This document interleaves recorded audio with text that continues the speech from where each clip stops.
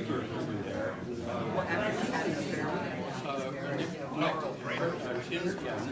Tim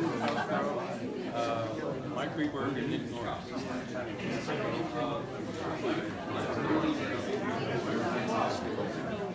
And then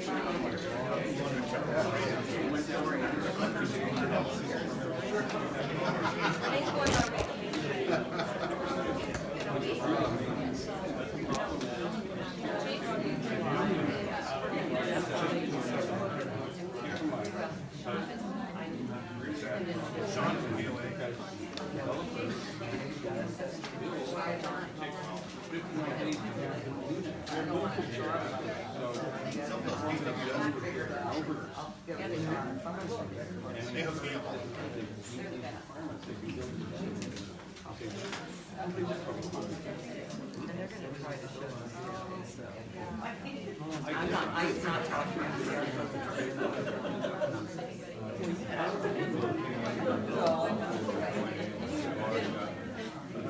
You have enough room limits? All right, thanks everyone for coming tonight. We'll go ahead and get started just a minute or two after. I'm Jason Stevenson. I'm one of the co-chairs of the East Liberty Park Community Organization, one of the official community councils for this area and for the area that the in-between would be going into. This is the area between 800 South and 1700 South, between 13th East and 700 East. We've been around about 30 years. We host a meeting on the fourth Thursday of every month right here. It happens to be 7 o'clock tonight after this town hall. We'll be hosting our regular meeting.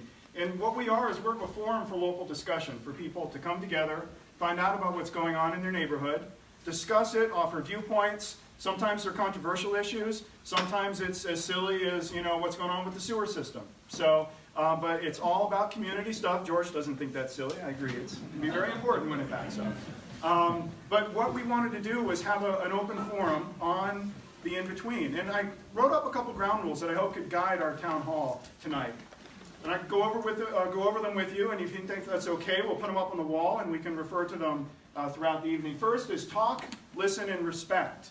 I think that's important. We're all neighbors here. This is an issue that definitely people have passion about, but let's talk, let's listen, let's respect each other. Speak for yourself. Definitely speak up for yourself. Share your opinion, but maybe don't pretend that your opinion represents everybody. Speak from your own personal situation. That's always the best way to do it. Step up and step back. If you find yourself talking a lot, maybe take a step back and let someone else share. And if you find yourself not saying anything, consider coming up and saying something. Consider adding your viewpoint or your perspective. Make sure that your voice is heard.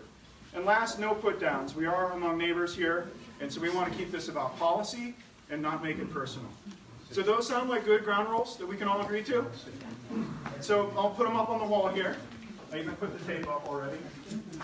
I was a Boy Scout. And what we also would like to do today is maximize the amount of Q&A that we can have. And so if you guys agree, I could moderate this event, calling on folks.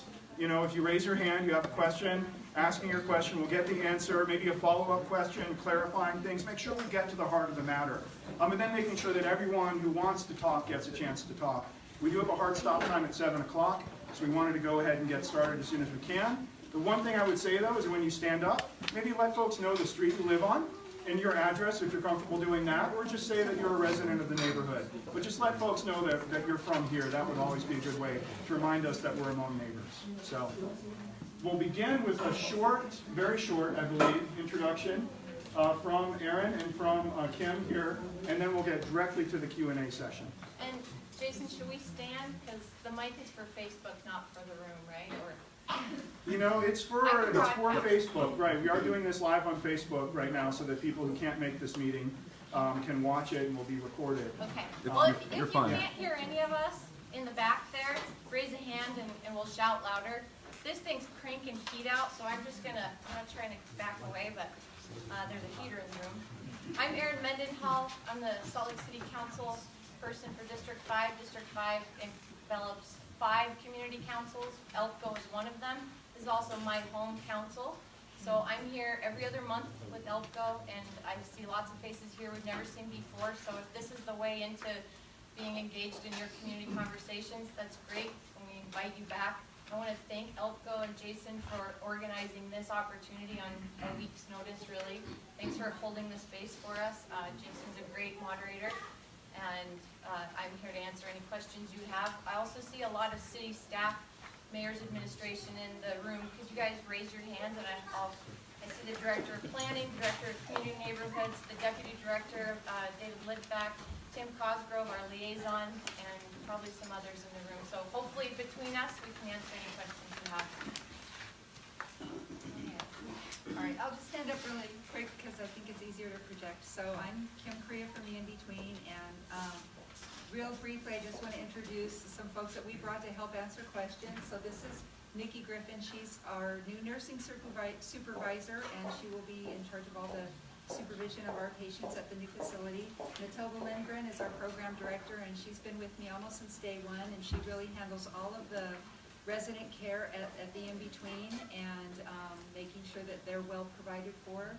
And Tim Keffer is with the Community Connections Center? Community Connection Center. That's the other C.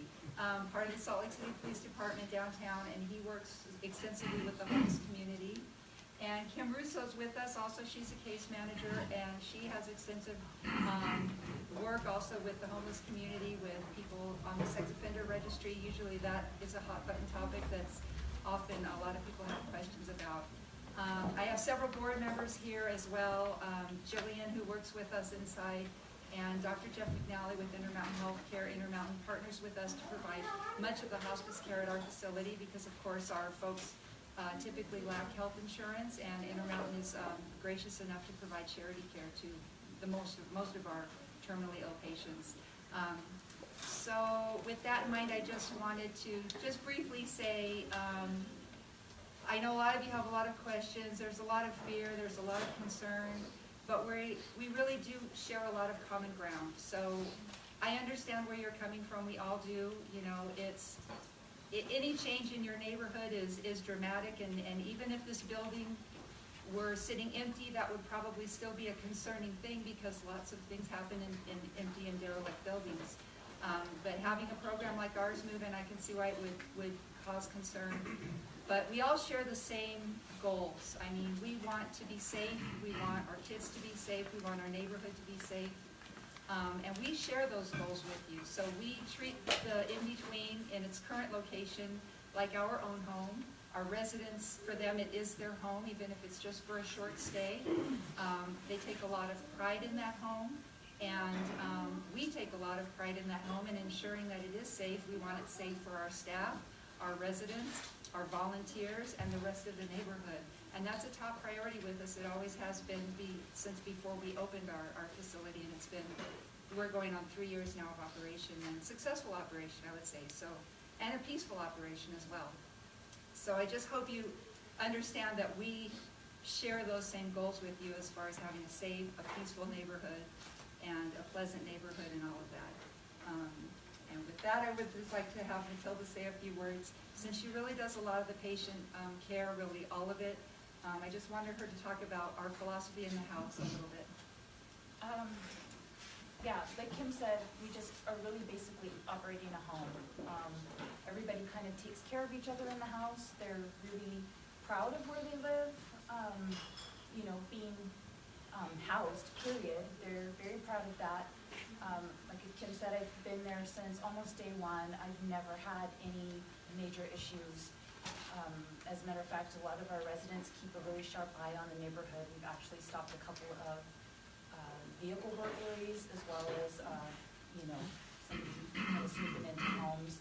So they're not scary. They're not, you know, running around causing trouble. The neighborhood's been pretty quiet. The biggest complaint I've had is smoking. I'm available 24 hours a day on my cell phone, my personal cell phone, for any issues. And in the 3 years, I've had very few calls from neighbors, and like I say, it's mostly been smoking. That's been the biggest issue. I understand that it's, you know, new and probably scary to think about having people that are homeless in your neighborhood, but they're everywhere. These people are just indoors, not outdoors.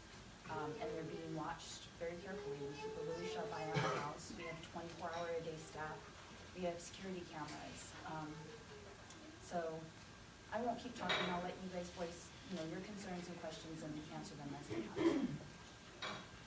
So I think we're ready for some questions from the audience. Anybody would like to ask the first question? Sir in the back with the maroon shirt. Yes, thank you.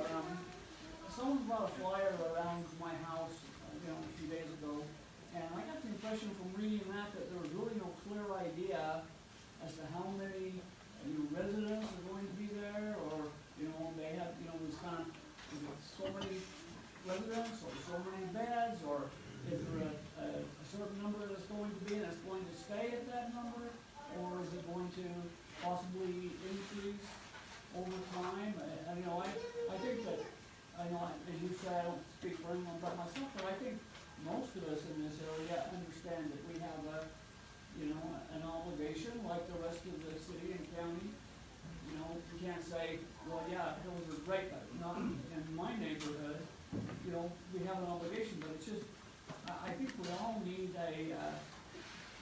some information as to exactly what it is that's planned and what is planned for the future as well. So let's tackle the number issue, which you brought up first. The number of people starting off, and then maybe some future changes to that number. I think does that address your question specifically? Okay. Okay, so one thing that is hard to explain is the permitting and licensing and zoning issues are very complex. So we have to do with Salt Lake City and the Utah Department of Health. So the building itself, under its current ownership, is licensed for 121 beds. When we take it over, we have to bring that building up to current code. And so we can't have 121 beds in it. Right now, we're capped by Salt Lake City to 25 beds. I've requested a reasonable accommodation, what's called a reasonable accommodation. At the time that we walked around with the flyer, we didn't have any news about that reasonable accommodation, and I was told it could be months and months before it would ever be looked at. So we were operating under the assumption that we were capped at 25 beds, and that being for the foreseeable future, like maybe up to a year. So the other thing I have to explain, we were under a non-disclosure agreement by the seller. So we couldn't talk about this until the sale closed. And we knew that the date that the sale closed, the first date we would be able to canvass the neighborhood was that Sunday. And so that's what our board of directors came in on Sunday, and we walked around the neighborhood and we knocked on doors and we wanted to speak to everybody. Of course, not everybody was home. That was the only time slot that we were available, that my board was available to do this project. So we did catch a few of you, but a lot of times we just had to leave the flyer in the mailbox or on the door. So at that point in time, we were operating under the assumption that we would be at 25 beds for the foreseeable future.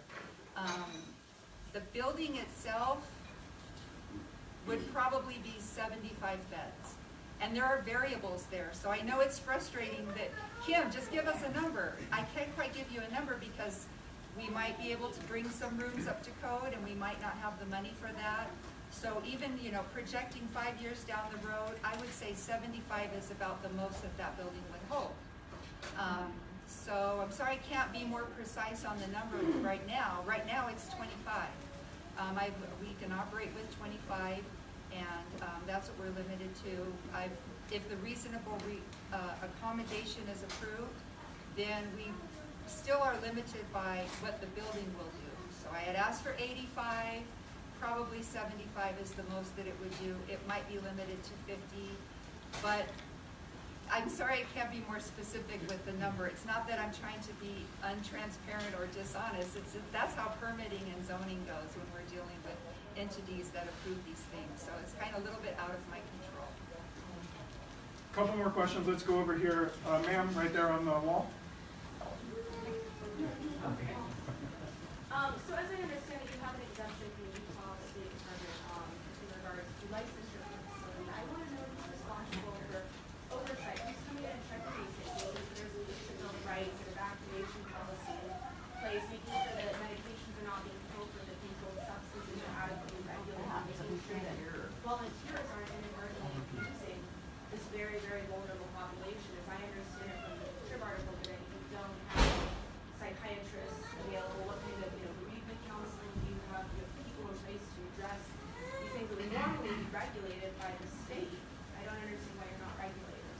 just so I can rephrase your question so everyone could hear it perhaps, you're asking about sort of not only oversight, but sort of the staffing to handle controlled substances, bereavement, all of the things that you might have in a place with hospice as well as medical care. Who's oversighting that? Who's checking in on it? Is it the city? Is it the state? Is it the county? How often does it happen? Is that kind of what you're going at? Yes, and ensuring that there's an appropriate number of volunteers to care for these people. I understand that obviously you want to expand, but do you have the monetary resources and capabilities to do so safely and effectively? Right. Do you have the resources to go from 25 to 75 and still do this? So in our current facility, our facility is not up to code to be licensed. We had always wanted to become licensed, but we weren't able to because of our building. And in between started as a pilot project. So we operate from the state health department as what's called an independent living facility or room and board facility.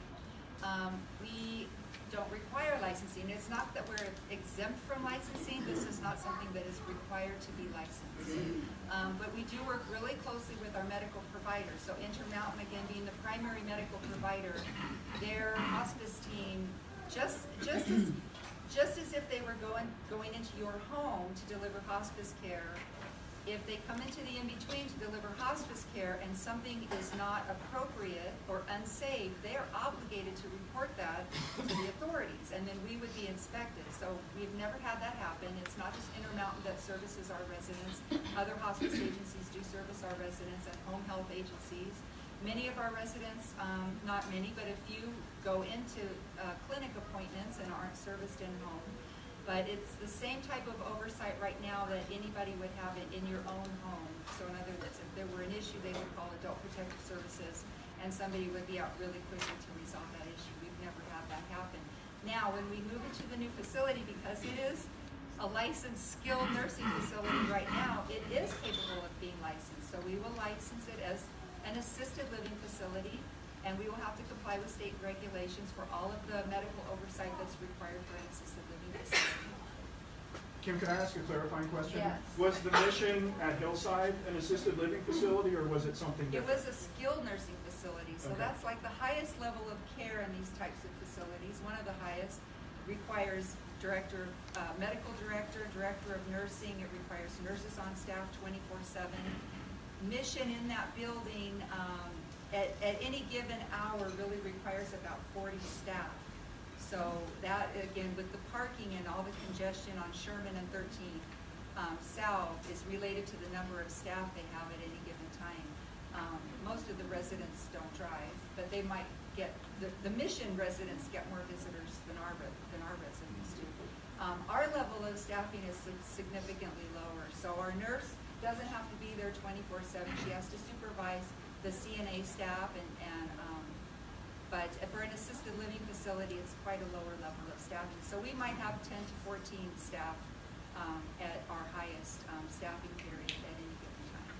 Does So that answer the question? just to clarify, you're going for an assisted living licensing, Correct. not the same as the critical care that Right. Hillside has, but you will, with the new building, pursue licensing that you couldn't do in your old facility because it Absolutely. wasn't up to code. Yeah, Okay. will you address the staffing up if you grow your beds? Right, so right now we have 8 staff. One is Valerie in the back, who's my grant writer, and she works from home, so she's never really at the facility. So 7 of us are at the facility every day. I have 2 live-in house managers who live there. They're there 24/7. When we expand to 25, we'll be bringing on a cook. We'll be bringing on CNAs. So 1 CNA per shift, so 1 CNA every 24 hours, basically they're 24 hours, 2 12-hour shifts or 3 8-hour shifts, however it works out. So that's kind of 2 additional staff, if you will. Other than that, for the short term with 25 beds, that will be all, and Nikki, who will be there part-time. So that's all that we'll be bringing on is a total of 11. We do plan on hiring an additional case manager to help with the additional caseload. So that'll be at about 12 staff. When we expand, if we were to expand further, say 30, 40, 50 beds, then we would probably bring on additional case manager. We might bring on additional CNAs, but again, we don't expect the staffing to go over 14 or 15 at the highest staffing period. And I heard one question about when you would pursue the licensing. What would be the time frame for We're that? getting our license, it's imminent, so we will be licensed, yes. I understand my question had many parts to it. You didn't address the dispensation of controlled substances. Well, that's all, Prohibition since that's all laid out. If anybody wants to read it, it's actually in this thing on the Utah Division, Utah Health Department Division of Until Licensing. you're licensed. Right now, And you're not licensed. there is a whole thing about what the guidelines that we have to follow, so. You specifically right now when you're not licensed? We do follow those types of protocols, not being licensed, but for the most part, our residents manage their own medications. So you have a written internal policy in place for this? Yes. All right, let's go over here. I'm just gonna try to go back and forth. Sir, question? Dr. McNally present today? I'm sorry? Dr. McNally, is he present? Yes. Dr. McNally, Richard Blau. Hi, Richard. Wrote a letter. Yeah. Could you address some of the concerns I have in there regarding controlled substances and staff that's in there right now, including my wife? Well, are you referring to the current staffing? This is a security situation. They did change the door codes. I talked briefly. Yeah. They did change the door codes. They did give instruction on how to lock the end door, but they still have narcotics in there. They Correct me if I'm wrong, but they we're have not in charge of the building part. right now. That's They do not have us. narcotics in part, but the building is largely vacant, and one of the This is residents not, out there, Woody, this is not has- our issue. one of the residents who was in the facility, Woody, was transferred to another facility. Hearsay that the hooker said he left the facility, he's back out on the street because he's hoping to get back into this facility. So if he's back out on the street, he was a little bit mentally unstable. As he relayed to other people now, since the homeless have been dispersed around the community, that when we heard these doors opening and closing on Saturday and Sunday nights, that the security of the facility, and my wife is still working there, until next week, there are no cameras, there are no panic buttons.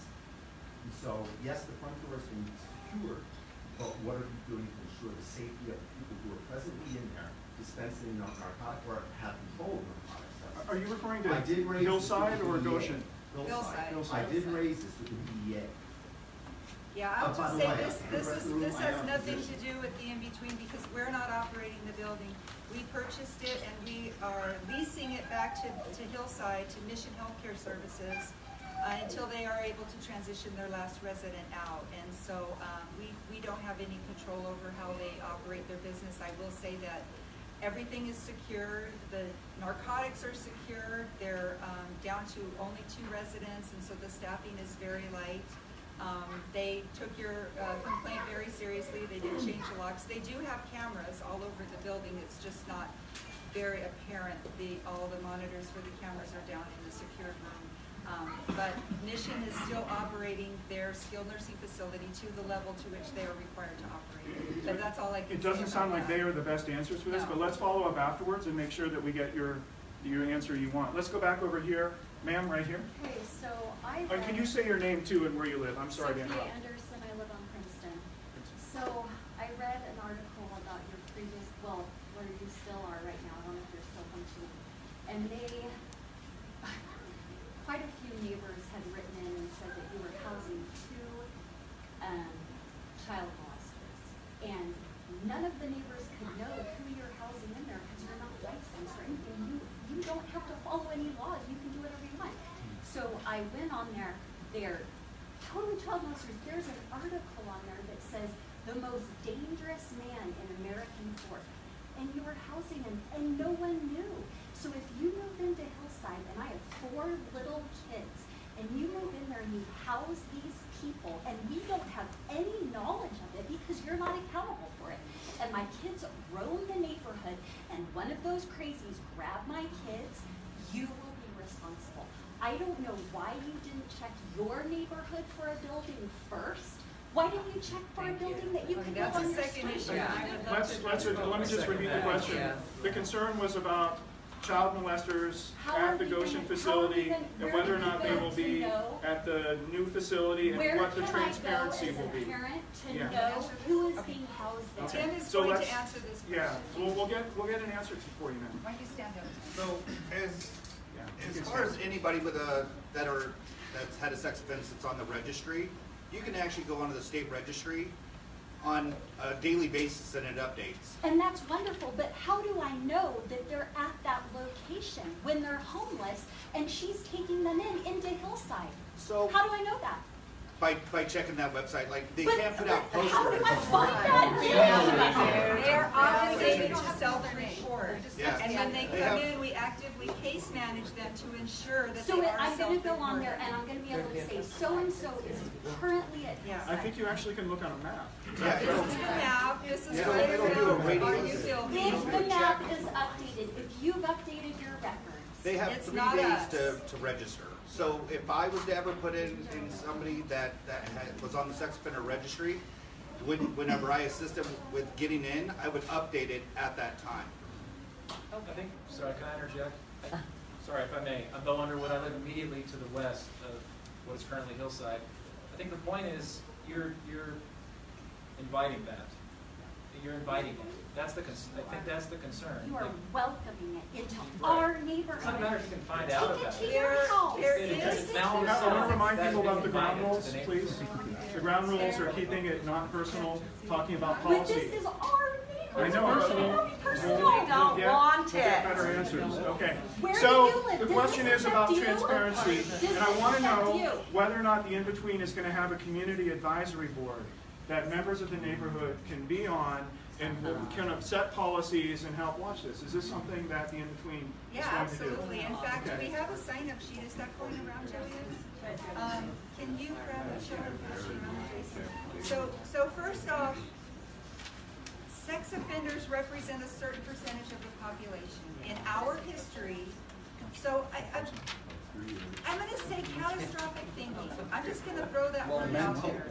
Mental illness is catastrophic. Please let her answer, please. Yeah, because not every homeless person is a sex offender or a child molester or a drug addict or a thief or a criminal. And to say homelessness equates to these things is not accurate. Right on the back. So, in our history, I can go on our history. In about 3 years, we have served over 170 residents. Fewer than 5 have been on the sex offender registry. Wow. But within a 1 mile radius, these are all the people that live right around Hillside. No one can stop somebody from renting the house right next door to you. But you're inviting them to one location. That's how it works. A But not concentrated everybody location. coming to our Add drugs facility, into that situation. not everybody coming to our facility will be a sex offender. All right, let's go to another question.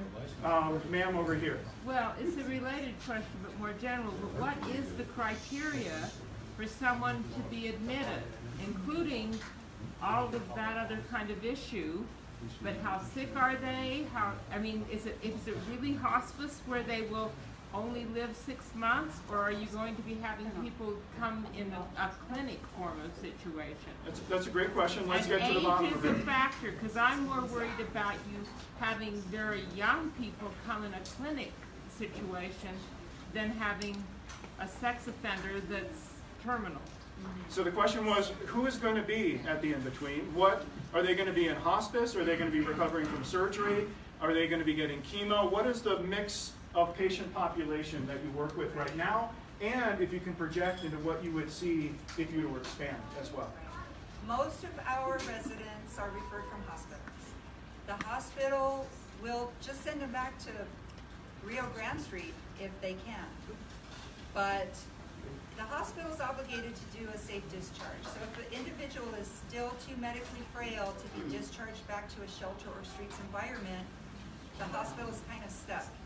So these are the folks that we take. They're really not coming to us saying, I sprained my toe. They have very serious complaints that are wide-ranging. Hospice, the definition of hospice is, a place for sick people, especially those who are terminally ill. So again, semantics of hospice in the Medicaid, Medicare, CMS world means 6 months to live. But no doctor, and Jeff, maybe you can talk to this, no doctor has that crystal ball. We see hospice patients who live a year, and we see patients who aren't on hospice die. I can have a heart attack and drop dead on this computer. I can have a brain bleed and bleed out of my ears right in front of you, and no one can stop that. Death is crazy, it's bizarre, it doesn't work on a schedule. It happens when it wants to happen. And so we've seen everything. We've seen people who have been told they have 2 weeks to live, rebound, and walk out and become members of the community. And we've seen the opposite. Will you talk about the 1/3 that you talked about last So week? on average, a third of our residents enter the in-between terminally ill. And I'm using that specifically because Jeff can diagnose me as being appropriate for hospice today, but my mind might not be ready to say, I'm giving up. Most people feel like hospice is giving up until they understand what hospice care does and what it involves. And that's a transition period, and we go through it all the time. If anybody has cancer or has had cancer or knows somebody with cancer, you typically see them fighting that with radiation and chemo and surgery right up to the end and not wanting to go on hospice care. It's very scary to say, I'm giving up, I'm gonna let nature take its course. So we have lots of terminally ill residents. We have had terminally ill residents who won't go on hospice care, but that doesn't mean that they're not dying, and it doesn't mean they don't need a safe place to live. So about a third are terminally ill, about a third are suffering from cancer. They typically can't initiate cancer treatment for somebody living on the street. The doctors need that safe housing, stable housing, because chemo, radiation, and surgery are very invasive and have debilitating side effects. So the folks who are out there on the street without access to housing also don't have access to cancer treatment. And then about a third of our residents are suffering from some other type of, typically a short-term situation. It could be they've been through a surgery, pneumonia, a deep wound, an infection. There are a variety of diseases and ailments that would classify them as being too sick to be on the streets, too frail to be on the streets. It's very complicated to explain. It is laid out on our website. All right. Now, That does reference our will those website. thirds change if you expand up to 50 or 75? Will it still stay that, or do you I envision don't that know, changing? that's just a historical given our current Okay. 16 beds. There's a woman back here who's been pretty patient. I'm going back and forth, and I'll come back over here next. Ma'am. I'm Tammy, I live on Merritt Avenue. What I don't understand is part of the homeless center conversations about picking the sites. This was not part of that conversation. This is the same clientele, and that neighborhood would never meet any of the criteria. So you like the word semantics. This is a railroad. And so I appreciate you telling me there was a non-disclosure for the sale of the property. However, the original funding was for the improvements at the current location. Was there disclosure for this, line thought? Well, repeat the question, Jason, so I can So, answer her. you said you were talking about how. Well, actually, could you sum it up as a question? I wasn't quite sure. It's like, how could this possibly get approved, for this neighborhood? Gotcha. So how could the in the between be approved for the hillside location and for the neighborhood on 13th and Sherman? That area? So may I answer the question, Jason? Okay. Yeah. Okay. So the question, everybody got that? How could this be in this area of Sugar House and not somewhere downtown or on the west side or something like that? Okay. Okay. Well, Kim, do you want to? Yeah, so Kim, answer first first, off, and we'll go to Nick. I can't emphasize this enough. The in-between is not a homeless shelter. Yes, it's the same, it's the same. How is it not? They're already living in our alleys, Jason? okay? I can't finish the answer. I won't talk over you, so please allow me to finish it, and then you can raise your hands like crazy. The in-between is not a homeless shelter. We are not allowed to be a homeless shelter. We aren't licensed. We are actually prohibited by zoning to be a homeless shelter. A homeless shelter accepts walk-up people with no reason. I mean, they don't have to have a reason to be there. They just have to show up at the door. They're expected to leave during the day. That causes a lot of the congestion that we see in the Rio Grande area because they are out during the day. Our folks have to be medically referred. And it's not just homeless that we serve. We serve people who lose their housing, who have never been homeless in their life, but their cancer has bankrupted them, and they've lost their housing, and they have nowhere to go at the end. And again, please, I can't, it's Guys, hard to I talk want to about remind it. folks of the ground rules. One person talks at a time. That's how we get through this meeting. It's how we get the most information out. It's how we're able to. Okay. Now, you may never, We're covering a lot of I'm questions. trying to still answer the question. Okay, can you wrap it up? We'll go to Nick. So why are we there? And first off, I will say, if anybody can find me a building and wants to buy it for me, I'll move today. But we are there because we found a perfect building that was going to be vacated anyway, that's up to code for a medical facility in a zone where a medical facility is a permitted use. So I'm going to give you an analogy. If I were opening a restaurant in your neighborhood, I would be serving baby panda meat at this restaurant, but I don't need to go to the neighborhood to ask permission if it's a permitted use. And if you guys want to jump in any time on this permitted use, it's very complicated. Zoning regulations are very complicated. But it's a permitted use, and we were able to take advantage of this. And what did you say about the funding? Well, I saw the original funding request for $850,000 and then $950,000 we got that. Oh, okay, right. And that was for, it was put forward as improvement on. Yeah, I'll address that. So the question was the funding for the in-between for improvement of the Goshen site and not for the purchase of a new site. So last year, 2 legislative sessions ago, we actually wanted to build a new building on our current property, which we lease from the Roman Catholic Diocese. And we went to the legislature and we asked for $950,000, and we were asking that for site development. Simultaneously or concurrently with that request, we did a capital campaign feasibility study. So if anybody is in nonprofits, you have to go out to your big funders and say, would you back this project? That new construction project was coming in at over $7.5 million. That was 2 years ago. Today it's probably upwards of 9 with the way construction costs are going. Our funders said we will not support that type of a capital investment. Your project is too new and you're serving too few residents. It was going to be a 36-bed facility.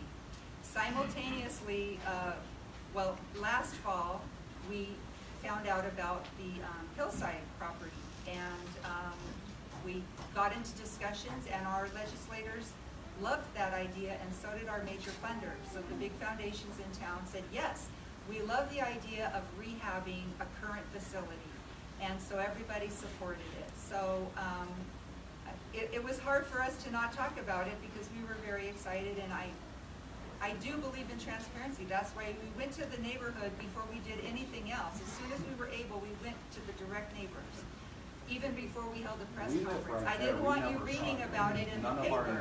All right, can I summarize your answer? So the answer to your question was, it's not a homeless shelter in the traditional sense of people being able to walk in and serving everybody who comes in. So therefore, it's not part of the the ongoing city and county process. It is also, in terms of the funding, it was basically they originally were going to build a new building, but that funding wasn't going to go far enough to build, or they didn't have the support of the funders of the legislature to do that. So they all agreed on switching the focus to rehabbing an existing facility, which Hillside fit the bill for. So we had a question here. I'd like to come over here. Would there be... Go there next. Ma'am, can you ask a question? Please, and please keep it as a question, and let's remember the ground rules. Okay, so I'm Gina, most of my neighbors know me. Kim knows me, the board knows me. I work with the homeless, okay? I work with the homeless at Catholic Community Services. I live on Sherman, okay? I live on Sherman. Kim, can you tell me, I take clients to your place, okay? They are drug dealers, they have blisters, they have blisters on their butts. I took somebody for cataract surgery. They are not hospice people, okay? I've taken people to your program all the time. And Kim, you do a wonderful job, okay? But you sold it as hospice, and it's not hospice. And you might have 16 beds on hospice, but you're asking for 85 beds. Okay, I think we've covered the numbers. We know that. So the question was, will the facility continue to serve? And it sounds like, are you walking them in with a doctor's note, or just walking them in off the street? I will either take them from 4th Street Clinic or from a hospital. So is that following the normal protocols you do, or is that I outside can of what speak you to that described? because I've worked with Gina. Gina Yeah. will call me, ask me, do you have a bed available? Mhm. I take people on the highest level of need first. Hospice is my priority. If somebody's dying, they're getting in. Everybody Yeah. else is down here. And you know that. I know mean, that. I've honestly only taken a couple people from you. I've only seen you a couple times and I do all the admissions. But I have taken people who are not on hospice. Absolutely Right. you have. And God bless you for doing it, okay? You know that. But you've only had 3 people die in the last 3 years. We've had 48 people die. So the question was, how many people have died at the in-between? You're saying 3, No, you're saying I'm a 48. hospice. Okay. I also do the. He's on the board. Okay. Well, it's a morbid topic, but I think we've already established that the patient population is a third hospice, a third chemotherapy, and a third wound recovery, which might actually be the area that you're working with if you're coming with blisters and abscesses, right? They're still drug addicted clients. I'm dedicated to them. I am. I think my coworkers can tell you I'm a dedicated person, but they're still drug addicted people. My cataract person who went over there, she went outside to use her drugs. She dumped it, and that will be my neighborhood. Maybe I can ask you a clarifying question is, in terms of the 3 patient groups that you work with, how long do the people on chemotherapy normally stay? How long do the people in wound recovery normally I stay? can speak to that. Yeah. Why do you stand up? Sorry. The people on chemotherapy are there throughout their course of treatment. And then I try to give them, a little bit of time to recuperate following their treatment. Some people aren't going to recover from treatment. We're going to go through that long process, and then they're going to go downhill, and they're going to stay with us till they die. When they start getting better, then we start working towards housing so that we're not saying, see you later, go to the shelter. So we're working on steps to getting them to housing so that they're not out on the streets following their stay. The other thing I just want to say briefly, and I'm not trying to sound, I don't know, high and mighty, but we don't really differentiate. Like, we would never say, well, you're not dying, so you can't get in. We actually model our program after the work of Mother Teresa. So again, I don't, but we didn't say you have to be on hospice or you have to have a certain criteria of acuity to be in here. If you're too sick to be on the streets, we want you in. Shelter. And it is hospice. It's a place to stay for people who are sick. It's a home for them. And so that's just our philosophy. We don't really leave any I want to jump back here, remembering our ground rules. We're going to try to get as many questions as we can here. Ella, right? You can call me. I get called. Excuse me, guys, we got a question from the audience. I think we want to hear this. So Thanks. a common Spanish question, if you don't mind. You said Mother Teresa. What is your pay scale? I pulled up Form 990. The compensation is to the tune of 18%. You got $1.7 million. Not saying you're getting the whole thing. A, B, I live right across. We don't get 1.7 million. Okay. You have a question too, right? I said a comment and a question. Question is this: I live across the street. We know you're not licensed as anything. We will be licensed. We know you're not licensed, or you've bonded. I've had 2 cars totaled and insured. I have 2 cars totaled by Hillside, literally, because one of the cars literally rolled down the hill with T-bone line. Yes, we have insurance for that. You do. So the question, let me just clarify. The question was, do you have insurance? Are you bonded? And so, We Kim, have insurance. you have We're insurance. not required to be bonded, but we have insurance. Yes, if we ruin your car. And I would have to say, if those of you who have attended ELPCO meetings for the past couple of months, we certainly have had a lot of crime in our neighborhood. And actually, I encourage you to stay. At 7 o'clock, Detective Peterson from Salt Lake City Police will be giving an update on Operation Red Light, Green Light, which is the anti-burglary program. Just a little pitch for that. Let's get to some more questions. Thank you, Ella. Ma'am in the maroon That's shirt. not accurate. Ma'am in the Nothing maroon that you shirt. said there is accurate. 4990 online Okay. IRS. Let's move Okay. on. Yeah, All right. we've never made. Let's go to another question. We have 15 minutes. I want to get as many questions as we can. He Ma'am. wants to know our hours. It's great, but I'm very, very concerned about visitors, drug trafficking. We already have people come around the park, trafficking. I live on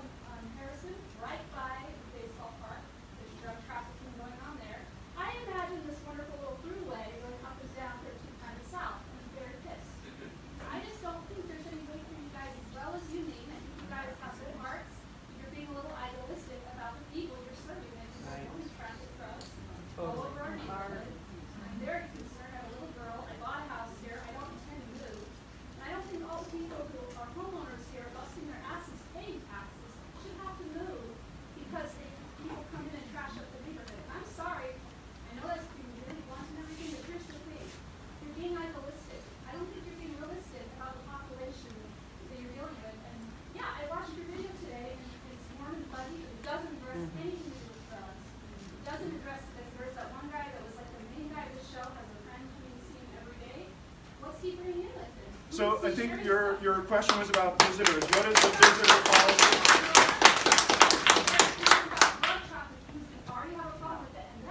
Okay, so let's find out what the in-between's policy on visitors is. I don't see any. And what are you going to do about visitors and drug trafficking? Okay, visitors and drug trafficking. What is the policy currently, and what might change within your facility? Okay, so first I want to say we have 3 years, well, almost 3 years in our current building, so it's not, we have a proven track record of having very few visitors. Jimmy was lucky because he did have visitors. He had friends who actually came to see him.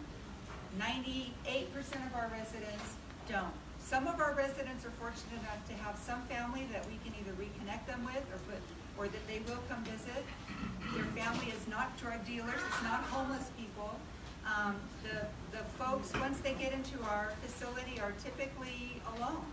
And we become their family. Our staff, our volunteers become their family. So again, you can go to the worst case scenario of we're going to have our street teeming with people, but the reality has not borne that out. We have a very peaceful and calm street on Goshen Street over there. In fact, we monitor our property, and if people are there who don't belong there, we trespass them. We ask them to leave, we trespass them, and then if they return, we call the police department and they come and they take care of the situation. So we are actively monitoring. I will say we will more actively monitor the property than Mission currently does because they don't have that keen sense of awareness like we do. So we don't have, our residents do leave the facility. They're not, it's not a locked down facility. Some are, we had a guy who rode his bike every day until the day he died. We've had people who go to work until the day they died. Again, death, there is no one death. And so, yeah, and Matilda, do you want to talk about the house rules? All right, why don't we go to another question? Okay. That's all right? Yeah, there are house rules. If you want to know them, you can talk to Matilda afterwards. Sir, right here, again, moving back and forth. Sir. My name is Chris Owens. I live on Sherman Avenue. I want to go back to this transparency and number of beds thing. You said you're transparent with the neighborhood. I got a letter on my door on April 29th that says, "Dear neighbor," and it says that we will operate with 25 beds, a significant reduction from the current 65 or so beds in use. And this should significantly reduce the amount of traffic related to medical visits, medical deliveries, and visitors. Why did you say that when you knew it wasn't true? Were you here earlier, sir, Chris? Because I think we addressed that at that point, the conditional thing had not been approved. So what we've discussed today, and I think we can establish as a fact, 25 beds is where they are right now. They asked for, was it 80? We asked for 85. 85? Realistically, we could probably go to 75. 75. He's trying to ask my question. You said 25. But I think you addressed the idea that they didn't know.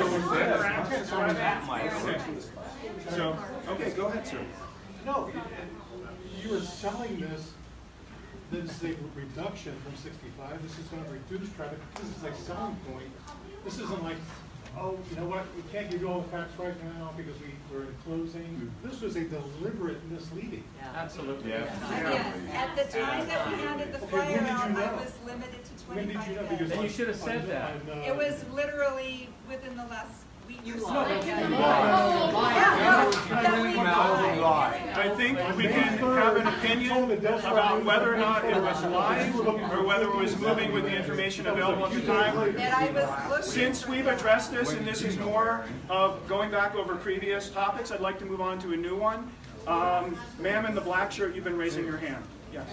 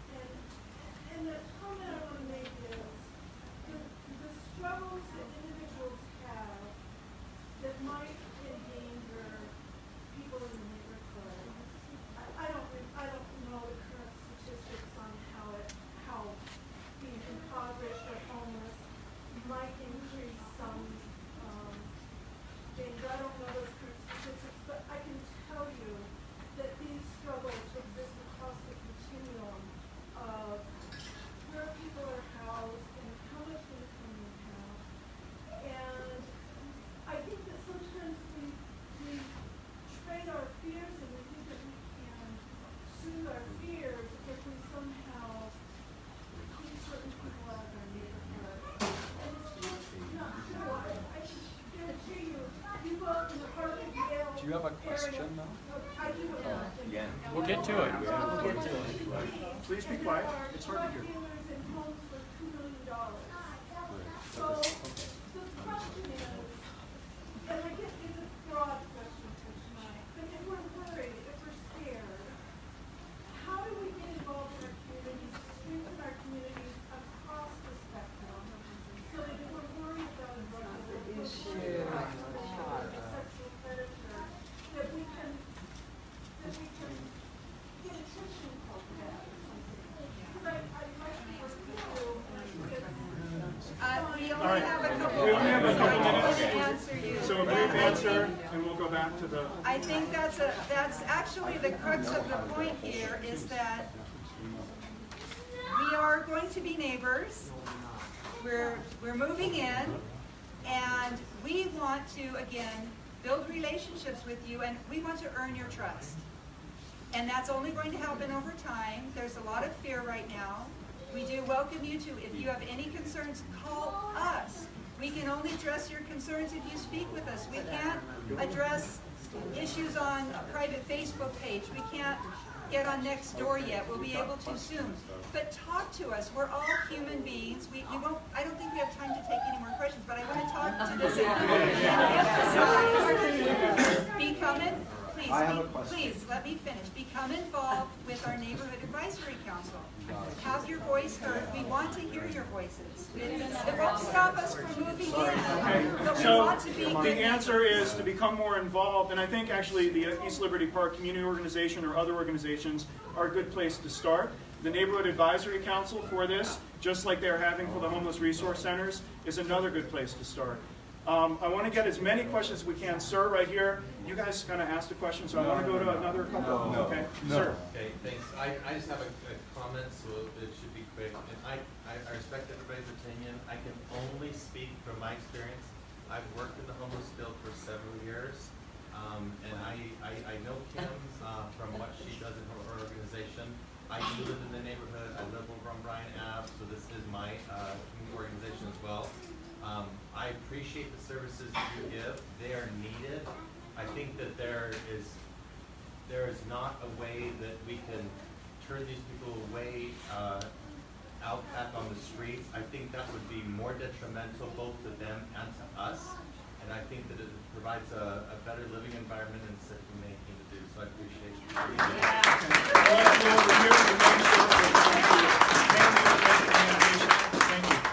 I'm Brooke. I live on 13 South, right across from Victoria Rock and hit it. So I went through all the zoning and I was really confused by it. So I was just wondering if we could get clarity on why was the 25 cap placed? I know, Kim, I saw you were saying it was arbitrary from the conversation, but there must be some logic where the 25 came up. And so what's the argument why the 25 would be lifted? Yeah, zoning is really complicated, so I'll let the city answer that. All right, so we have Nick Norris, the Director of Planning for Salt Lake City. We'll address that question. Thank you for asking that.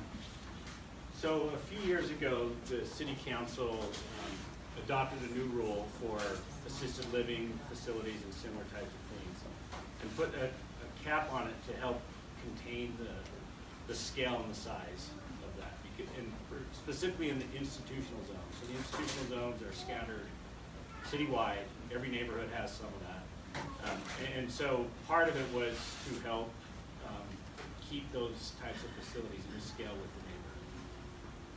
So if that's the case, then what's the argument to lift it? Because to me it seems like you did the homework on what makes sense for a residential area like ours. So why are we even talking about lifting it? That's just what I want to understand. So why is it moving above 25? Right, why are we even talking about it? And is there a possibility it even happen? So under the Fair Housing Act, there's what's called a reasonable accommodation, and local governments and housing providers need to, if there is some sort of a regulation or a rule that is limiting somebody's access to housing, then we have to have a process as a city to make sure that there's leeway to address that.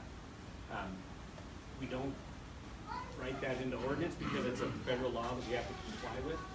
They've made a request. We're trying to study that right now to figure out what actually is a reasonable accommodation. Like based on the impact it'll have to the neighborhood, right? Things Well, like that? Between two schools? No, the federal guidelines for reasonable accommodation really don't take those things into account. It is about when the impact the rule has on somebody's ability to access housing. And these types of facilities, so an assisted living facility under that, is generally considered housing. So even if it is relatively short term, a month or two or three, that counts as housing under the federal rules. So the neighborhood considerations are not taken into effect according to the federal housing rules on a reasonable accommodation to the 25 bed cap. Okay. So, and did you request 80 for a particular reason, or what was it, because of hillside? Looking at the building, we just have a floor print of the building and what can we do with the building as is without investing a lot of money. So it seemed like 85 was reasonable. The state health department says, no, you can't use these 2 or 3 rooms because the door swings inward instead of outward, and they have these crazy things, and this is why people become architects, and I'm not one, so Soren is an architect, now it's looking like 75 would be what the building could accommodate, and even at 75, our level of staffing is a less intense use than Mission, and so the city is also looking at that in the planning and the permitting of the property. Mission at Hillside, again, needs 40 staff on their highest shift, and we will need about 15 at the most, and so it's a much less intense use. Other uses that were being considered for this building, by the way, were a mental health facility and a detox facility. This building will never be a traditional assisted living facility, again, because it's too outdated, and the features that it has are not commensurate with the current market, supply and demand in the current assisted living market, which we all know, I'm a baby boomer, we're all headed there. So just to give an example, the new assisted living facility that went up behind where Nordstrom Rack is, that's about, I think, 125 bed facility. So they got an accommodation as well, or they would have been capped at 25. All right, we are at the stroke of 7. I want to give this gentleman a question. So I worked. Can you state your name, please? Yeah, my name is Jess. I live on Princeton. I worked as a director in a hospice. For 8 years. I've since moved on and I'm doing family practice with underprivileged populations. I think the way that this has flown under the radar and landed is disgusting. Yeah. I think we are not represented. Aaron, how dare you? I do have a question. Please. Sir.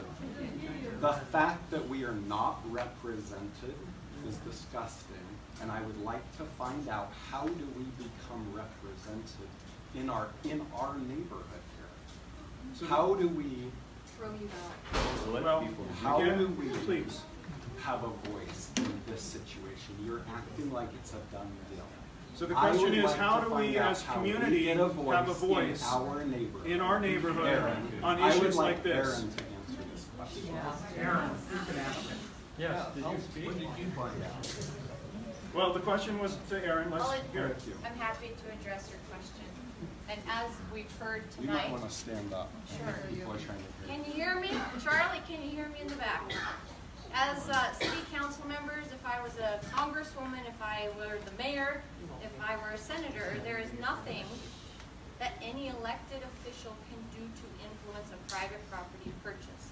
And in fact, if a government tries to prevent certain populations from entering an area where they are zoned to be, then we are sued. But tell me you're not answering my question. How can you be represented? Thank you.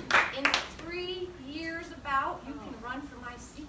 Good. So you can represent me. That's what you're telling me. You can represent How do me. you represent me? You can't tell me that. So I've never seen you at community council. That because doesn't you're like, matter. how many of these That meetings- doesn't No, answer I'm the trying How to many of answer these your meetings question. have you come to? And You're right. how many of You're these right. meetings? Why Does is it that- matter? that's This irrelevant. is where we All learn right, what's going guys, on. we're wrapping up, and so I want to hear Aaron's response to the Extend it for another 30 minutes. I'd like to finish answering. Extend it for another 30 minutes, please. Well, we George, started we got late. coming to She had present. a 15-minute thing. We've got the fire department here. We want to run into our normal meeting. I want to hear Aaron's response. If you're welcome to stay for Why ELPCO. don't you let Okay. us take the first 15 minutes and then let everybody else go? Can I? All right. As long as the fire department, are you guys still here? I think they had to go to a call. We're always respectful for them. We've got PD here and no fire. I want to Okay. finish answering the question. This community council is one of the most active, well-organized voices in all the 5 community councils in District 5. There have been many issues that have the neighborhood upset, from transportation options to housing developments that are tearing down existing single-family homes, to crime rates in our district. And this community council is an amazing way for you to have your representation here, But I'm because the asking mayor's how. office. You're talking about this, I don't- but you're not answering. Well, the I think question. she is sort of, because she's talking about how to be involved in But I this asked issue you and future how. How to issues. be represented. Yeah. In this situation, we didn't get a Right. say. And neither did I. Okay, Okay. so The where do city- we, so let's the get city- let's get the the city question. has no- Let me back up to the question. Okay. How do we get representation now for this issue? Where do we go? This issue. This isn't a difficult question. This is very straightforward. Going to represent the. I think one thing is the community advisory board. Well, Jason, Sir, can I- you as a medical doctor and with your background, Are you- I think you would be very well placed to be on a community advisory Are board. you, but for you're this answering sounds for like my raising representative. Let me, Jason, can I just lay, a lot of good facts have come out tonight. Yeah. One of those is that a private property exchange, whether you have the drug dealer buying the house next door, we don't get a say in that, right? We get a say in when they violate the law or they violate their licensure. We can, as neighbors, call those authorities and have the authorities come and take away their licensure, take away their certain rights, And right? that actually comes But up at as- ELPCO as- meetings. Yeah. This is a private property exchange, so I think what you're trying to say is, how do you get representation to stop a private property exchange? Yes. If That's- that's how you want that's- to bring you it, buy my yes. property, and I will go somewhere else. Well, In between is for sale for $9 million. That will buy me. That will build me the building I originally wanted. And let's stay on to the topic about representation. It doesn't matter. The community advisory board, sir, with your background, ELPCO as a forum deals with these issues all the time. We go and we speak for residents. Residents speak on behalf of ELPCO at city council meetings, planning meetings, all the time. This is the most basic form of local government. And whether you've been here forever, Ursula, thank you, or this is your first time, this is how we make change in our neighborhoods. And oftentimes it's when the Walmart drops in your neighborhood that all of a sudden people are like, whoa, I got to get involved. And this is one of those moments, okay? But there's going to be more moments that are going to be happening. And to stay involved and stay active is the way that you can participate. Now, private property transactions, you can't affect. That's, where we live in the United States, we can't do that. Now, Aaron has one more comment. And I think we've addressed your question. But Thank you. And I just want to say, I don't know the in-between before about a few weeks ago, and I really still don't know much about you, but as someone who's worked in quality assurance and background, we want to know what your policies and procedures are, and we want to be able to hold you accountable. Detective Peterson, who's in the very back corner of this room, is the detective assigned to this neighborhood. If you don't have his cell phone, you should have it before you leave this meeting. Sorry to put you on the spot. He's going to present in a minute, and he can give that to you. Our responsibility now and our representation is going to come in holding them accountable. And there are, as we heard, state regulations on the hospice side of things. There are city regulations on certain things, and Director Mike Rieberg of Community and Neighborhoods is here. I bet you could talk to him after and get some phone numbers about compliance for things like parking, sort of outdoor things, right? But the health and safety part, the safety part in our neighborhood, we need to hold them accountable. I live on Laird Avenue. I want them to be held accountable. My kids are at Emerson.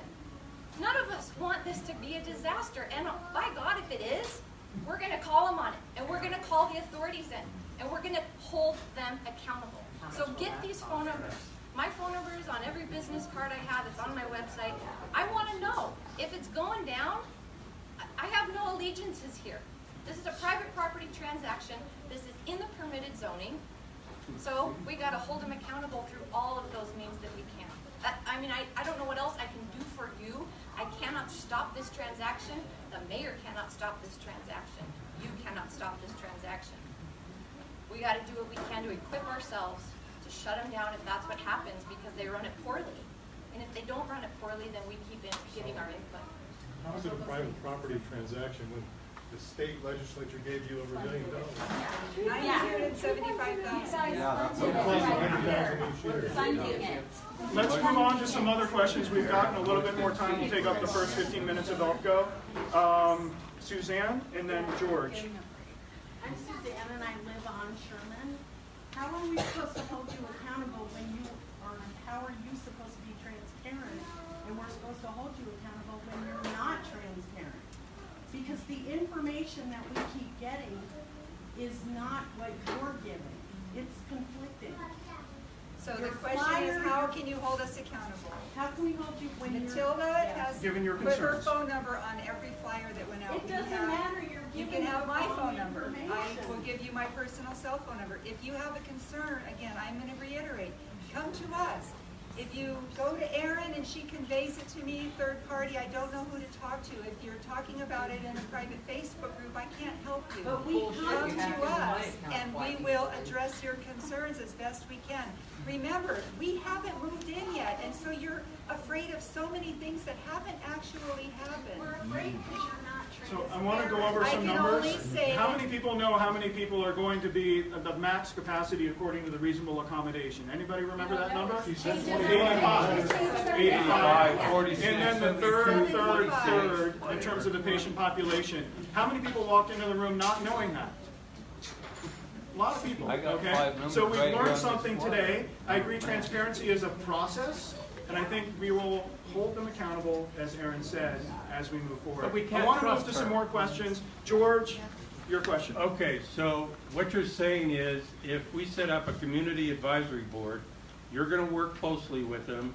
You're going to solve the problem of smoking that the regular in between had complaints with every day. You're going to work on taking care of tobacco smoke, marijuana smoke, spice smoke. So the community advisory board is, you're going to listen to them and you're going to start talking to them and letting us know when you get patients that are maybe sexual predators or could be a threat, so we know who's coming to our neighborhood. You'll work and communicate with a community advisory board. So the community, I want to make this very clear. The Community Advisory Board is something that we are convening, and we welcome you to attend. We hold it right now on Goshen Street. Mike is our chair of the Community Advisory Board. Mike is a neighbor. Why don't you talk a little bit about how it works? Well, we're getting Can short we on it. have Mike talk a little bit about I it? think this is something that answers George's This question. is a very so- important point. So I live right across the street. I'm on 1044 West 3rd South, so my house faces Goshen. So I'm looking at their property all the time. And I've been the chair of the neighborhood advisory group, and they do work with us. We have addressed the smoking issue. People have a right to smoke outside within certain parameters of the building.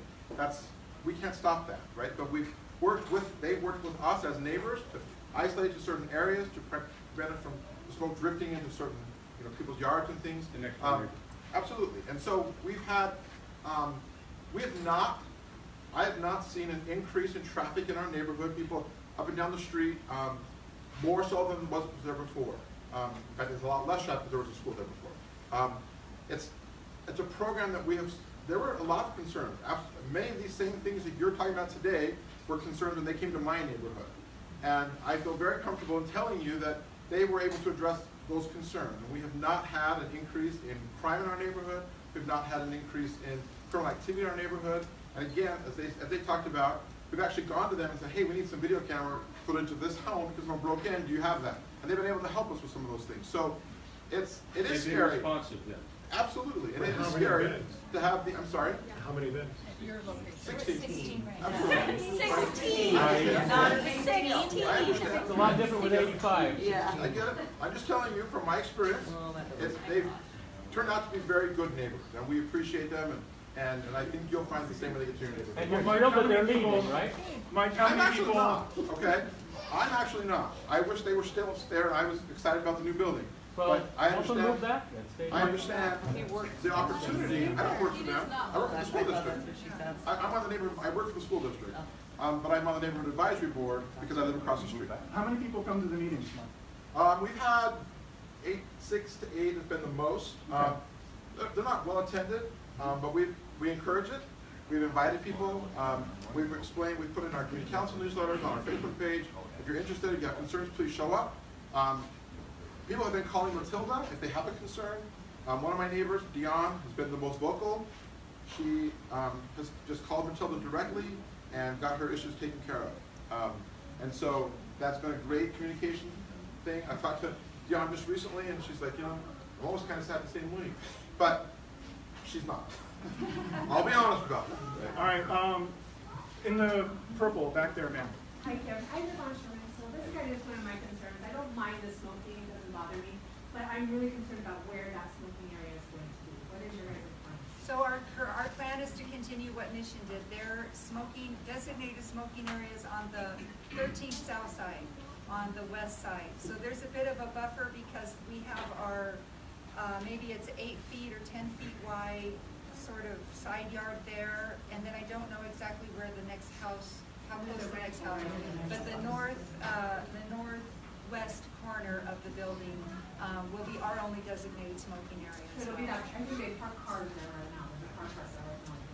Is it just like an empty parking spot? No, it's inside the white fence on 13th South. It's inside the white fenced area. Yeah, we're pretty strict with our people. Honestly, you can go in your front yard or your backyard, you can walk right up to the fence and blow cigarette smoke right into your neighbor's yard, and you have a right to do that. We don't allow our residents to smoke except in a designated area. We actually restrict their rights for the sake of the neighborhood, to keep the neighborhood happy. It's not that we have to do that, but I'm the biggest no smoker. I said at the last meeting last week, my mom just died of lung cancer. If I could magically wave a wand and get everybody to quit, I would do that right now. But that's our plan to control smoking, and if it becomes a problem, are you the neighbor right there by any chance? No. Okay. Is the neighbor that's on the 13th east, corner northwest here? There's a rental Are you? house. Oh, okay. Well, if they have a problem, again, talk to Matilda, because if we need to move it, we do have some other options. We can move it closer to the parking lot I'm at the side. southwest corner.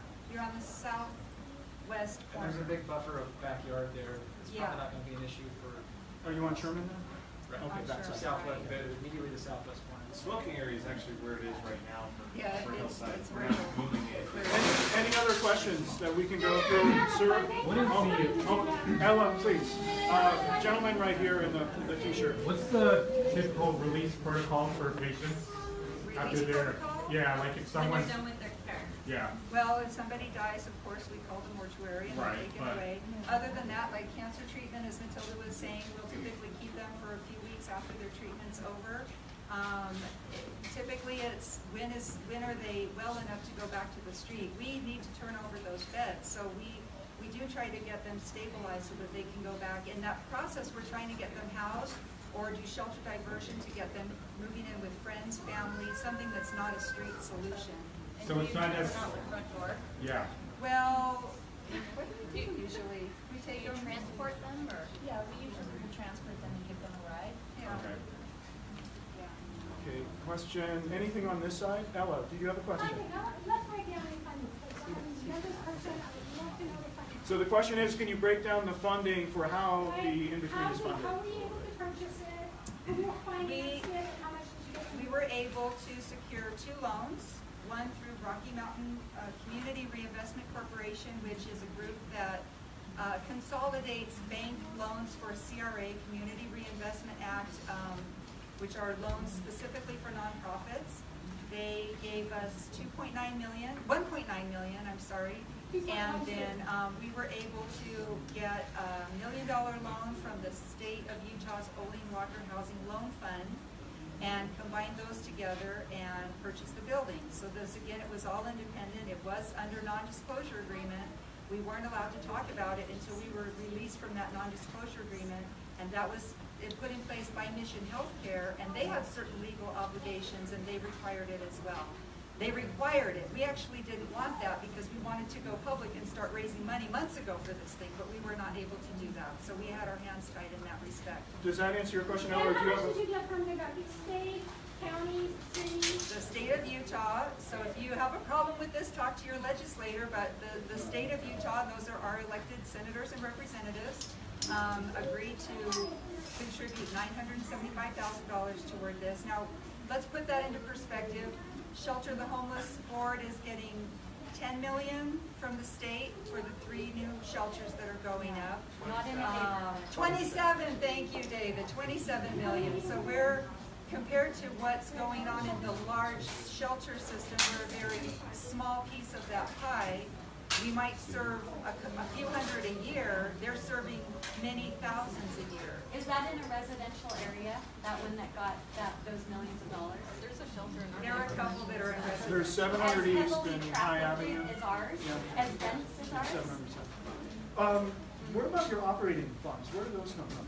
We write a lot of grants and we rely on community donations. So the healthcare system does not fund us. We have to raise all the money to provide the service that we provide. So it's a completely charitable thing, and we operate on a shoestring because we don't have a lot of money. So you got almost 1.7 million. We never raised 1.7 million.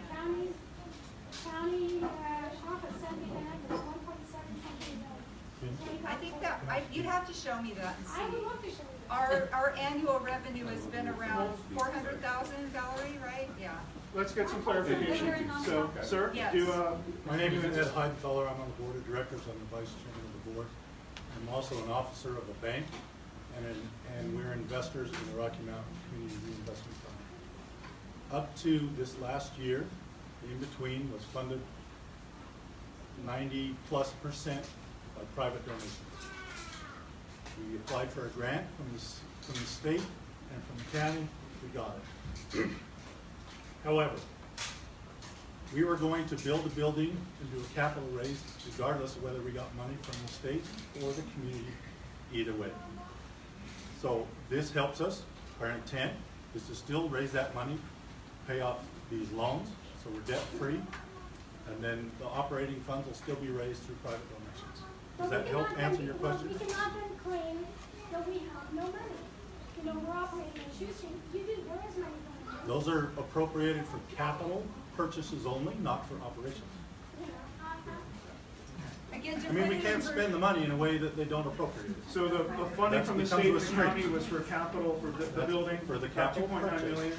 There was a small amount for operational dollars, but primarily operations are self-funded through private donations. And you're welcome to donate if you'd like. And all 990s are available. We have one more question here, ma'am, in the gray t-shirt. I'm a resident of the area, and my question is, what does the research show the community impacts are from an organization such as the ELPCO? Can I restate it, just so everyone can hear? What does the research show the community impact is for a facility like the In-Between? So again, we have an almost 3-year track record in our current neighborhood. The prior to us was the Guadalupe School, and that was a very high impact use. So a lot of kids, Mike, you talked about that briefly. A lot of kids, a lot of cars, a lot of parents dropping kids off and picking them up throughout the day. Believe it or not, a lot of teachers out back smoking along the fence as well. So that was a very high impact use. That same property has St. Patrick's Church, Roman Catholic Church, which is a high impact use when they have events. So during Mass, during weddings, during bingo night is very popular. And bingo night even fills up our parking lot right now. So our use is very low impact. We have maybe on site at any given time 10 cars. We don't get many visitors. Medical deliveries, the hospice nurse comes every few days. Other than that, we don't have a lot of traffic. Our volunteers. Sorry, I should have been more specific. Nationally, I'm sure that there are Well, other I don't have any organizations that are studies. similar. We are. Sorry, if I can just. Sure, I'm sorry. So what nationally, what research has been done, because I know there has been some done on community impacts for homeless shelters or organizations that do service homeless populations. So it may ease some people's concerns if we know what that research has shown for community impacts. The thing about national research is the In-Between is fairly unique in the whole United States. So we were a pilot project. There aren't really many other projects like us. There's a 4-bed hospice for the homeless in Chattanooga, Tennessee. There's one in the Bay Area that's specific to HIV/AIDS patients. There are some medical facilities that operate as full-on skilled nursing, assisted living facilities that are associated with hospitals in the Phoenix area. So we are the research. We are the case study for what the impact is. And again, all I can do is share with you that as Mike can attest to this, the neighborhood is more peaceful and more quiet, especially compared to a school, compared to the mission at Hillside with the amount of staff and visitors that they get. Our facility should be more peaceful and less impactful. But we're the guinea pigs. They get to Julianne, results. it's unclear. You are unclear on the research on homeless shelters, residential. We are not a homeless shelter. So I know. We can't be I'm just compared. asking. Homeless shelter is very high impact. We can't really be compared to that. Your You house could compare us to House of Hope, for example. Valerie, come on up. No. Valerie used to run House of Hope for many years. She's gonna be mad at me because I put her on the spot now. But why don't you talk about what House of Hope is And could you like? describe where it is too? Yes, sure. Hi, thank you all for coming. I'm not formal tonight, so I'm the halftime grant writer for this program. I retired after 15 years of running House of Hope, which is residential women and children's treatment for addicted mothers with children. And prior to that, 23 years of running Odyssey House, which is adult and women and children residential treatment, all in the downtown residential area. And I have to say that as we grew and expanded over the years, one of our homes is right on the corner of My Street and South Temple, 2 blocks from the governor's mansion. We've been there for years, and the governor would come visit. I know people are always worried that getting a facility in your neighborhood will create problems. But in the long run, I think most of the facilities end up being really good neighborhood partners. And they're really concerned with being a part of the neighborhood and getting the residents to be ready to move back out in the community and be contributing, not destroying. And so I think my experience has been we never had problems.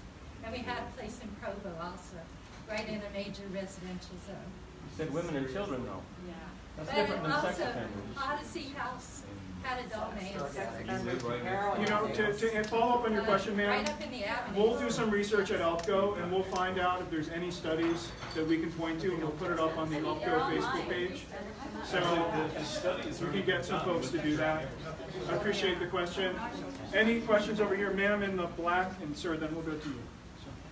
Yes, I have a question. So it's my understanding most of these individuals come from across the nation. They're not like, just down. Well, I'll stop you there because that's not true. Most of them are residents of the Salt Lake Okay, area. well, even if they are, okay, so how do we know, like you say you know how many sex offenders or child molesters or whatever, how do you know, what is their identity? How do you verify their identity? Do they have driver's license? Do they have, if they say I'm Joe Smith, how can you validate who that individual is? Because this is in between of 2 elementary schools, Uinta and Emerson, and most of us here with children, they go to both of them.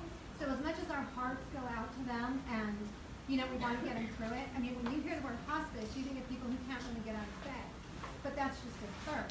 And so then when you add the 2/3, they're going to be out, they're going to be going around, they're going to be having visitors. So, I think, we have addressed here our concerns, but how do you know how many predators you have?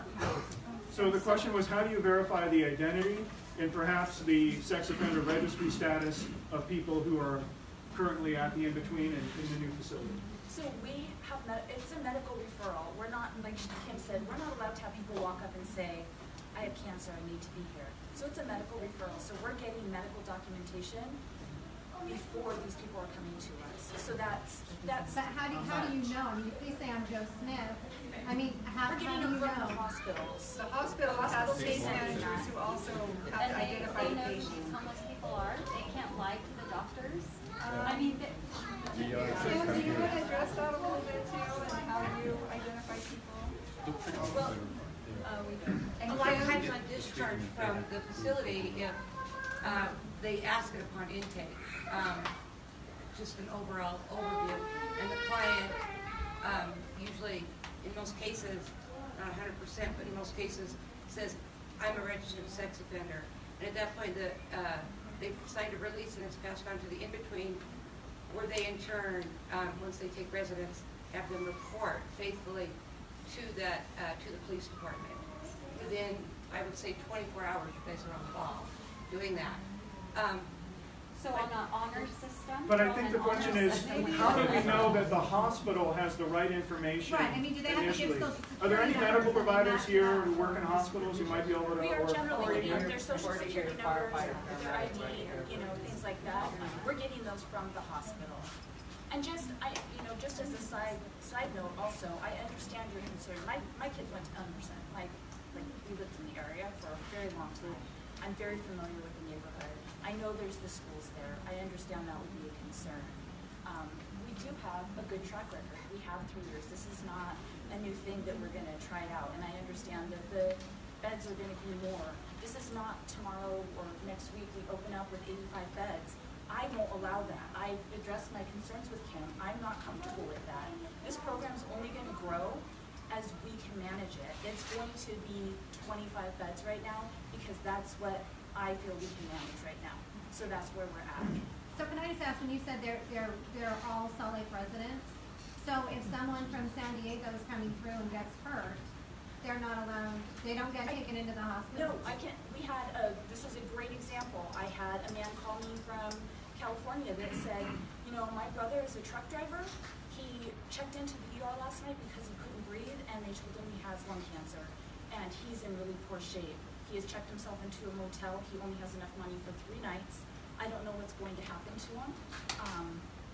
So I went to the motel and met this man, and he was dying. And so no, I brought him in. We got the medical documentation. He came. He was with us for 3 days. He came into the doorway walking, but he never got out of bed, and he died 3 days later.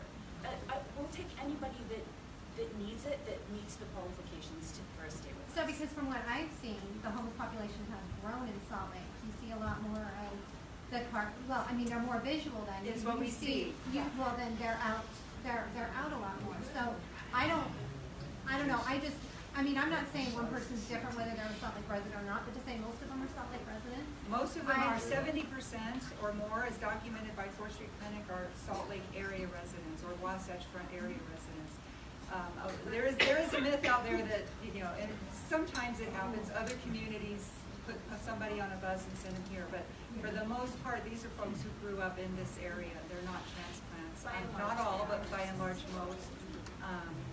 And the optics right now are that homelessness has just ballooned and mushroomed, but that is due to a lot of factors that are out of all of our control. In our small community, again, we won't get a lot of visitors. You said you admitted that guy, you went to the motel and you admitted him, so he didn't have a referral? No, I just Is that said right? he had medical documentation. I called the hospital when his brother called, because his brother was at a loss as to what to do. So he wasn't discharged with the referral to you?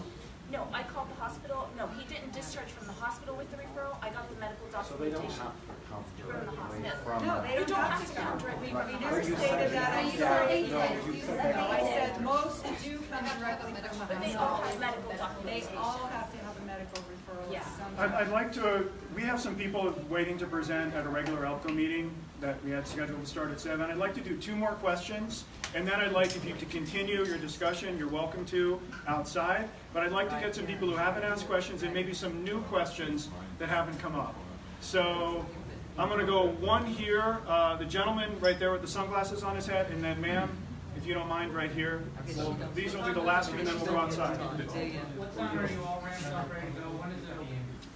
We are hoping for June 1st. That date is flexible right now. They're open till 4 a.m. You can stay until 4 a.m.? Really? No, we don't have business hours like the website like a says- convenience store. So what time do we go to 2 staff members and the doors are open? And I guarantee you, the day you open that, the word goes out and they're all in my neighborhood. Yeah. No.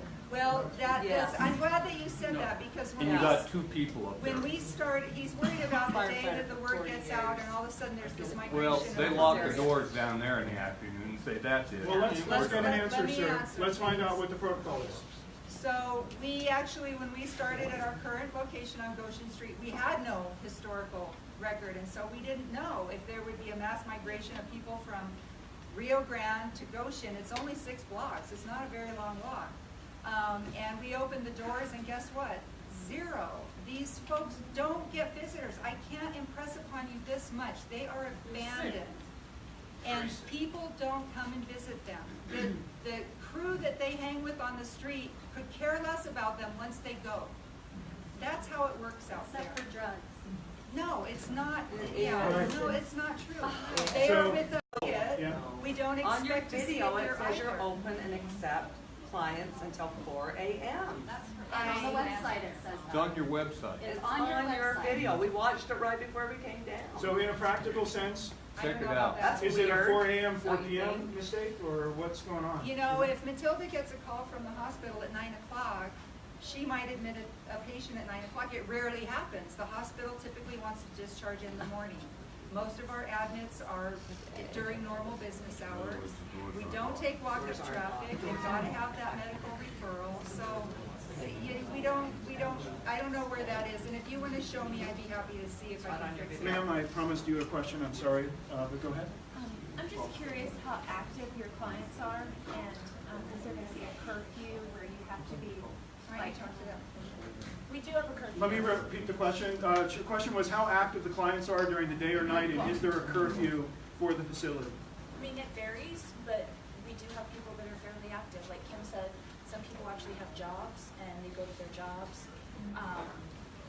You know, some people are just active, and they walk around a lot, you know. Sometimes they Please. Yeah, we do have a curfew. It's 10 o'clock. It's a really strict curfew. And what does that mean? Like You have to be in the building at 10 What happens o'clock. if you're not there?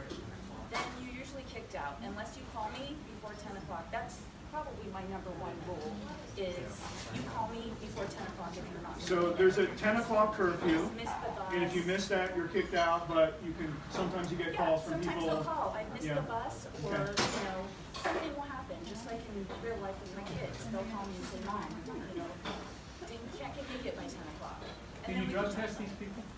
We don't drug test. So they know they're clean and sober. All right, I'm going to wrap up the meeting right now, but I encourage you guys to continue the conversation. There was one request from the gentleman over here to have Detective Peterson's cell phone number. I can actually get that for you.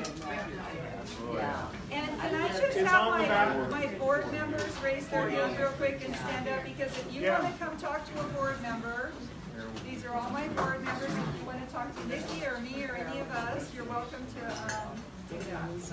So those of you who are interested in staying for the ELPCO meeting will begin as soon as we kind of clear out a bit. But Detective Andrew Peterson is the community liaison for District 5 right here. He comes to every ELPCO meeting, presents on crime and issues.